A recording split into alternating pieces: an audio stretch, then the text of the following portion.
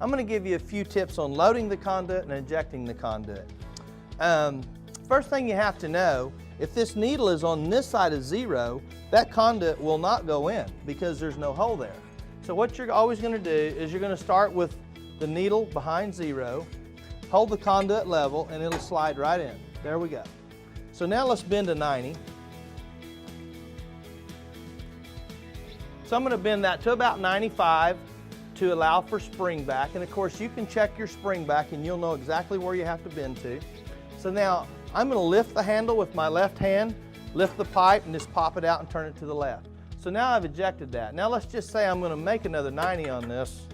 Let's make a mark right here.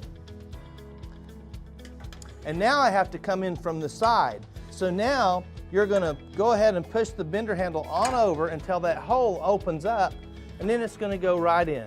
And now I can line my mark up and level it up.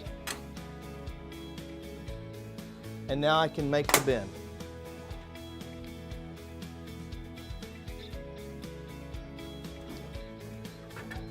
There you go. Here's an easy way to make marks over 60 inches with the BENDstation Pro. So the first thing we'll do is we'll take our conduit, lay it against the ruler, bump it up till it stops. And I'll just make a small mark right here on 60 inches. Let's say that we want to mark a 92-inch mark. So we'll slide this right up to 0. And then we will mark 32. So there's your 92-inch mark. I didn't have to get my tape measure out. I didn't have to extend it all the way out. Just a nice simple way to do that with the BENDstation Pro. Now I tell people that they won't want to get rid of their hand bender. Occasionally there are going to be some bends that are difficult to make on the BENDstation Pro as well as other mechanical benders. And a good example of that would be if you wanted to put a box offset on this now. Well, you can see there might be some flip over problems here.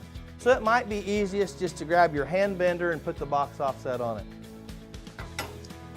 Another example would be if you were going to put a 30-degree offset, let's say in the middle of this conduit. Well, if you bent this up 30 degrees and then went over to flip it over, you're going to have some flip over problems. So you'd either want to just grab a hand bender and put that in, or recalculate how you're doing your pipe rack and then go ahead and put the bends out here on the end.